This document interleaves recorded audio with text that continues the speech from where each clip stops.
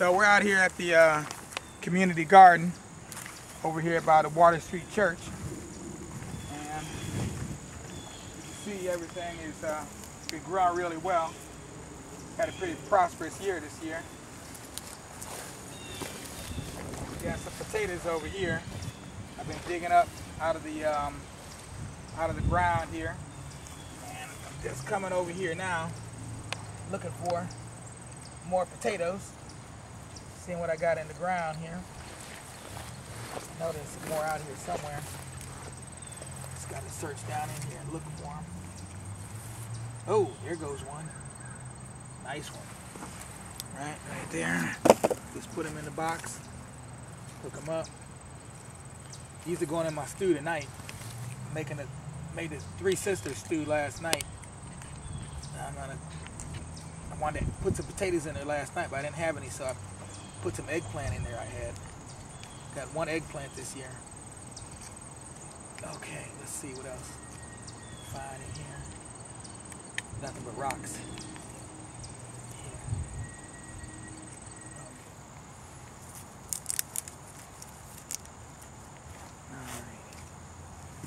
Oh yeah, here we go. Okay. Yeah, nice ones there. Yeah. Oh, here goes some more here. Didn't even see those. Okay.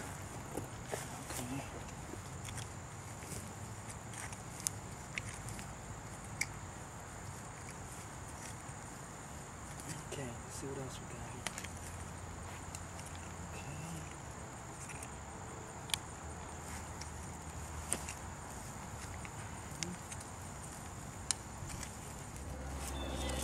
Yeah, here goes the butternut squash. So they grow on the vine like this, and the way you can tell that it's ready is when you see the what do they call these things? The little tentacles that come out. They're all swirly, and when they dry all up and get brown like this, right near your fruit, either a squash or a melon. See there, it's all dried out there. Then that's when your plant is ready to be harvested. And these butternuts, you can leave them out here in the garden for quite a while before you harvest them,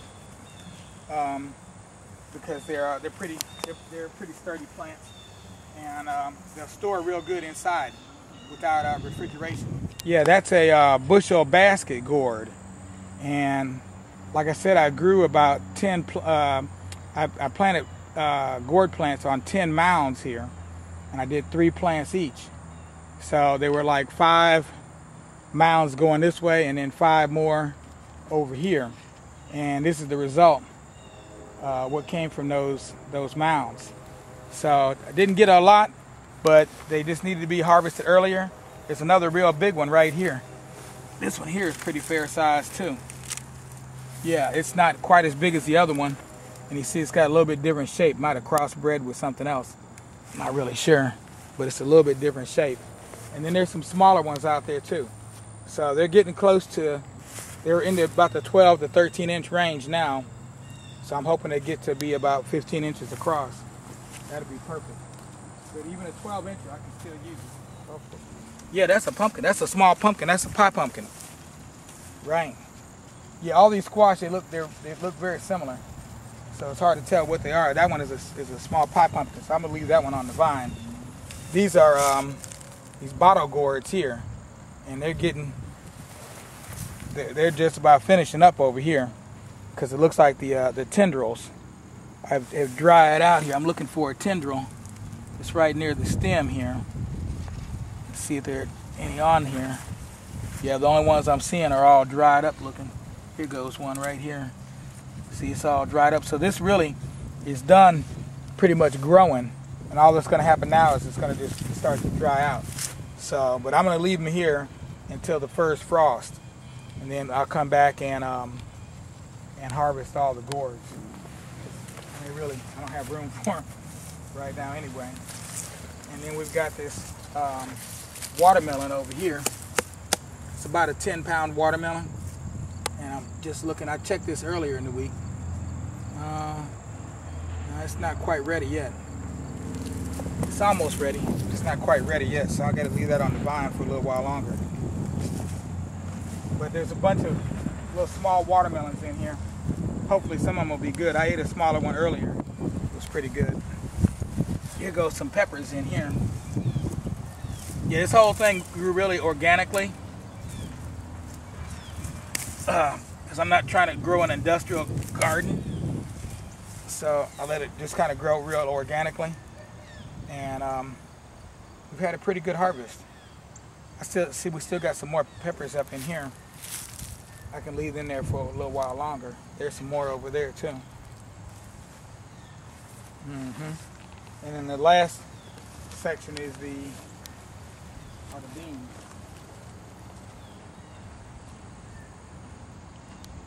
So we're at the coming to the end of our harvest season, and we've got our big watermelon we're getting ready to cut open here. 24-pound watermelon. So I can't remember what variety this is, but it got really big, and it seems to be nice and ripe. And I could have kept it for quite a while longer, but I had company coming over today, and so I figured today would be a good day to eat this watermelon because I'm going to need a little help. I can't eat this one all by myself, that's for sure. And I don't want it crowding up the refrigerator because it would take up quite a bit of room if it had to go in the fridge.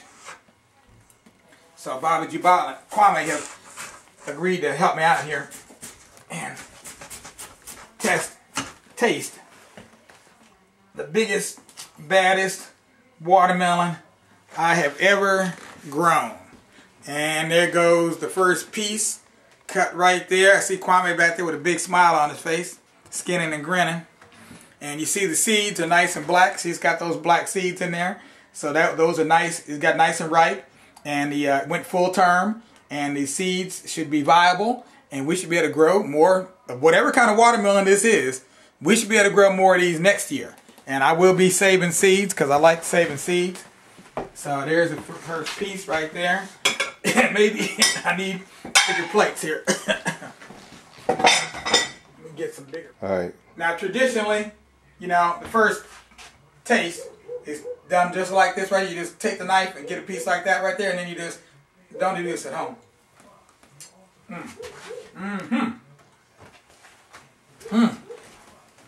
Very good. So spoon or fork? Spoon. Spoon? Fork? Yeah. Which one? Fork is good. Fork?